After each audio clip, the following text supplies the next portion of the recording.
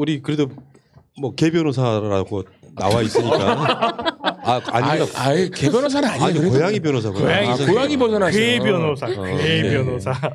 고양이 변호사. 법원 이야기를 잠깐만 할게요. 서울역 폭행 사건 알죠? 뉴스로 본 적이 있죠? 네. 예. 뭐 시사 정치가 아니라도 관심을 가끔씩 가져주세요. 서울역에서 어떤 여성한테 어떤 남자가 시비를 걸어가지고 폭행을 해가지고 광 대표가 환몰된 사건이에요. 처음에 이제 저기 그 철도 수사대하고 경찰하고 공조가 안 돼가지고 못 잡고 있다가 일단 그 사건부터 이야기를 잠깐만 해봅시다. 이건 내가 봤을 때 정말 어마어마한 사건 중에 하나예요. 이를테면 묻지마 폭행이야. 이게 이 피해자는 옛날에 강남역 살인 사건하고 좀 비슷한 게 있어요. 개인적인 원한인 것도 아니야. 사회적 불만이 있는 어떤 약간 사이코 같은 자가 아무나 가서 쥐업해버리는 그런 상황이 만약에 여러 군데서 이런다고 생각해 보세요. 사회가 흉흉해지죠. 그래서 이자가 결국에는 대한민국 그 수사력은 정말 대단하더라. 처음에는 이게 뭐 어제 보도 보니까 그 폭행하는 장면은 무슨 뭐 CCTV 촬영을 못했다고 그러는데 그것까지 다 나왔어. 이 폭행하고 나서 도망가가지고 딴 사람들한테 폭행하기 전에 막 그 CCTV에 서로 이렇게 시비 걸고 하는 장면까지 다 나와요. 그리고 결국은 잡았단 말이죠. 지금 이런 상황이 되면 여자분들 되게 무섭지 않아요? 무섭죠. 일단 남자들이니까 공감력 없는 거지 니들 지금. 저도 무서워요. 그냥 술 무서워요. 취해서 비틀거리는 남자분만 있어도 이분이 나한테 뭐 해코지를 한다 이게 아니라 그냥 혹시 나한테 밀려서 뭐 이렇게 나한테 떠밀려지거나 하면 제가 이렇게 힘으로 할 수가 없으니까 그런 상황들도 무서운데 심지어는 폭행까지 가한 사람이 이렇게 막 돌아다닌다고 생각하면 너무 무섭죠. 그러니까 그 서울역을 제가 항상 오잖아요. 왔을 때 그 공간에서 그런 폭행 사건 일어났던 자체가 믿을 수가 없었거든요. 사람들 보고 있는데 그걸 또 말리졌나? 사람 말려야 되는 거 아닐까라는 고민이 되고 또 그거에 대해서 이분이 긴급 체포했는데 구속영장이가 각하가 됐잖아요. 그 얘기 하려고 그랬어. 그렇죠. 그러니까 소감을 먼저 물어봤잖아. 왜 앞서가? 죄송합니다. 대구 확진자야. 아니 나는 이렇게 아니 물어보려고 그 공감력을 중요하게 보려고 한 건 먼저 응, 물어본 거예요. 그 질문을 먼저 한 거야. 화나더라고 진짜. 아 그러니까 자기가 먼저 툭 쳐. 상대방이 째려봐. 뭐라고 이야기를 해. 그래갖고 패버리는 거예요. 이런 묻지마 이런 사건이 일어나면 안 된다고요. 사회가 불안정해진다고. 그렇죠. 사회가 많이 불안정해지고 이런 묻지마 사건 같은 경우는 사실 외국 같은 경우에는 이런 묻지마 사건을 가장 이렇게 가중 처벌하는 국가들도 있거든요. 오히려 유럽 쪽 국가들 같은 경우는 이런 이렇게 불특정 다수를 목표로 하는 묻지마 범죄를 더 오히려 좀 더 강하게 처벌하는 경향이 좀 있어요. 우리나라랑은 약간 다르죠. 이게 약간 다르긴 한데 이게 이제 이렇게 야 이걸 어떻게 구속영장을 기각했냐 이 부분에 대해서 이제 말이 많이들 나오고 있는데 사실 이거는 검찰과 경찰이 잘못한 거예요. 이거를 법원에서는 적법 절차의 원칙을 어겼기 때문에 이거는 이렇게 법원 입장에서는 구속영장을 기각할 수밖에 없는 상황이었다고 봐요. 그러니까 내용인즉슨 집에서 자고 있는 피의자를 경찰이 가서 긴급 체포를 했고 그리고 긴급 체포에 기반해서 구속영장을 청구를 했는데 법원에서 기각을 한 거거든요. 근데 이게 사람의 자유권을 침범하기 위해서는 조건이 법원의 확정 판결 받아야 돼요. 근데 법원의 확정 판결을 기다리기에는 너무 힘드니까 애외적으로 영장 제도를 가지고 영장을 통해서 구속을 하든지 체포하든지 정하고 있는 거예요. 근데 하다 보니까 영장 제도도 불안전한 거예요. 그래서 긴급 체포는 아주 애외적인 걸 넣은 거예요. 영장을 받을 시간조차 없는. 그렇지. 그런 긴급한 경우에 길 가다가 범인 만났는데 어제 나 잠깐만 기다려봐 영장 받아올게 이럴 수는 없잖아요. 그러니까 일단 잡고 구속영장 신청해 이렇게 한 건데 지금 이 사건은 보면 집에서 자고 있는 거 가서 잡아왔거든요. 그러면 집에 갈 때 체포영장 받아서 갔어야지.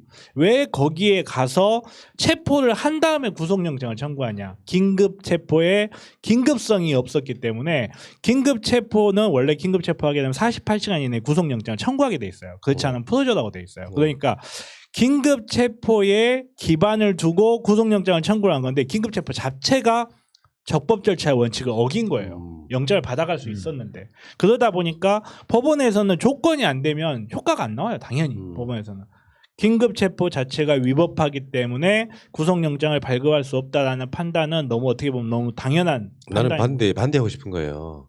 그러니까 이게 이 절차적 상황만 갖고 다루면 있잖아요. 실제로 이거 있잖아. 얘는 언제 어디서 이런 범행을 할지를 몰라. 사실 그렇잖아요.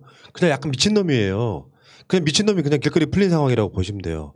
어떤 불만이 있는지 모르지. 이야기를 안 해봤으니까. 근데 이게 어떻게 보면 약자를 막 폭행하고 이러는 것 자체가 일종의 밖에 돌아다니면 안 되는 종류라고 일단 생각해요.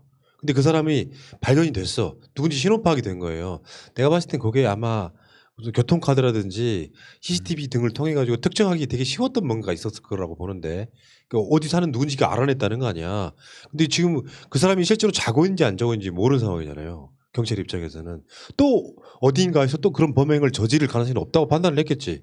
그리고 잡으러 갔는데 막상 들어가 봤더니 자고 있었다 이런 거잖아요. 근데 그 자고 있었다는 것만 받쳐보면 그렇게 급한 상황도 아니었다고 할 수 있지만 자고 있는 거 발견하기까지는 굉장히 많은 생각을 할 수밖에 없었고 일단 무조건 잡아야겠다고 할 수 있었다는 그게 판사한테 이게 가만히 안 된다는 게 좀 이상해 보이는 거예요. 법이라는 거는 결국은 법에 정해져 있는 요건이 있고 그 요건이 성취가 됐을 때 효과가 나타나온 거다. 긴급 현재 현행법상 긴급 체포의 요건 자체가 그렇게 돼 있으니까 그걸 어떻게 하기 힘들고 그리고 두 번째가 위험하죠 당연히. 누가 봐도 위험한 사람이고 누가 봐도 이 사람 제정신 아닌 사람이에요. 이럴 때 쓰라고 있는 제도가 있죠. 그게 바로 행정입원이죠.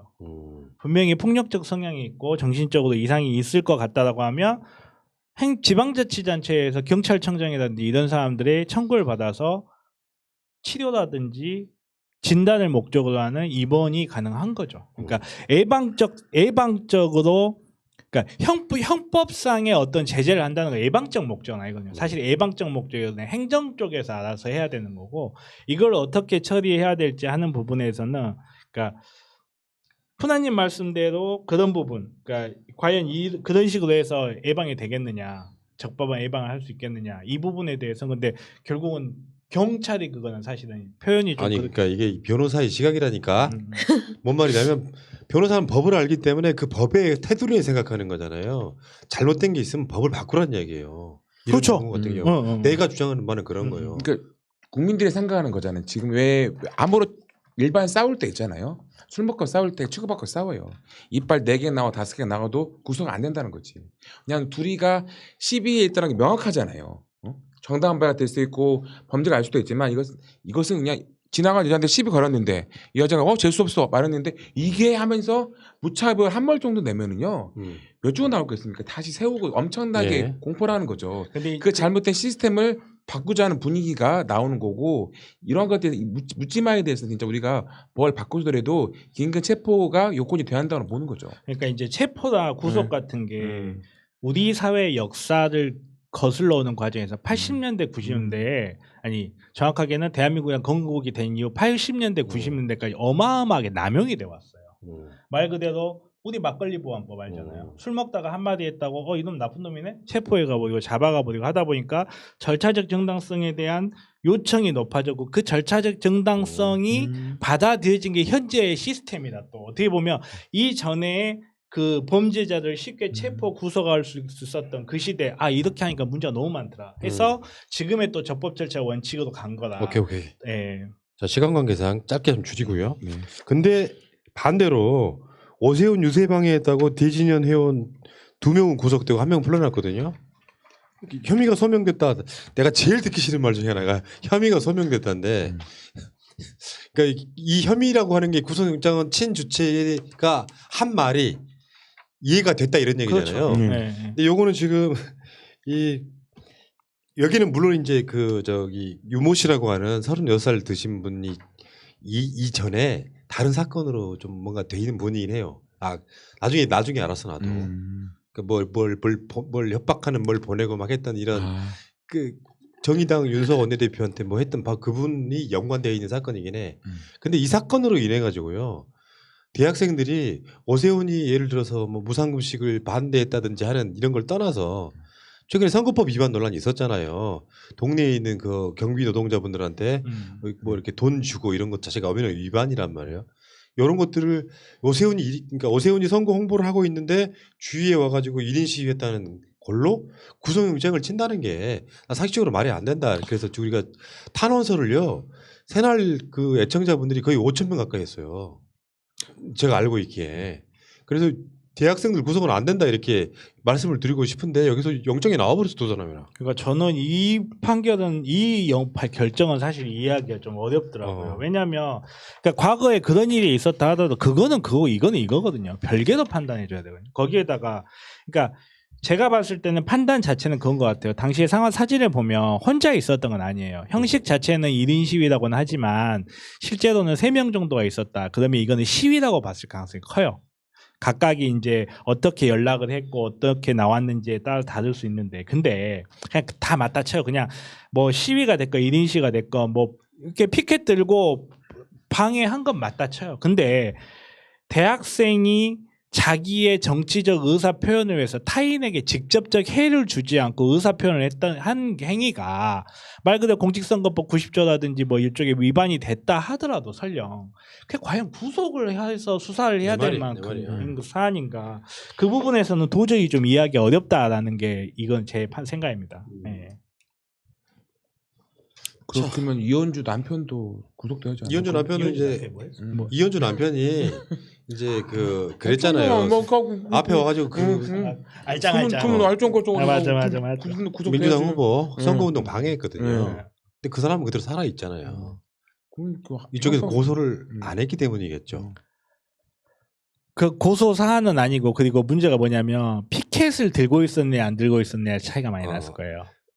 근데 이게 깐죽거리고 이게 좀 더 그러니까. 심한 거 아니야 진짜. 근데 이제 법에는 일단 피켓을 못 들게 한 거니까 법은 이게 아마도 지금 이 방송 듣고 계실 것 같은데 저희 새날 동지 중에 한 분께서 이 공직선거 90조 위반으로 문제가 되셨다고 해서 제가 좀 도와드린 분이 한 분 있어요. 근데 문제가 뭐냐면 제가 왜 이걸 또 과도하다고 하냐면 제가 그분이 찾아왔을 때 제가 딱 그 말만 했어요. 변호사 선임할 필요 없다. 벌금도 조금 나올 거다. 그 정도 했어요. 비슷한 사건이거든요 사실은. 근데 대학생을 그것도 구속영장을 발부를 할 만한 뭔가 특별한 사유가 과연 있었을까? 자, 그러니까 결론은 그거예요. 지금 내가 하고 싶은 이야기는 지금 언제 터질지 모르는 일종의 난 사회적 흉악범이라고 보거든. 아무 이유 없는 사람을 10일 걸어서 패는 걸 하는 사람은 구속영장이 발부가 안 되고 사회적 공익을 위해서 뭔가 했던 학생들은 구속영장이 발부가 되는 것. 국민들은 그게 받아들이기 쉽지 않습니다. 맞아요. 그럼 그런 법들도 바꿔 나가야 되는 것이죠. 당연하죠. 네. 자, 그 이야기 여기까지 하겠습니다.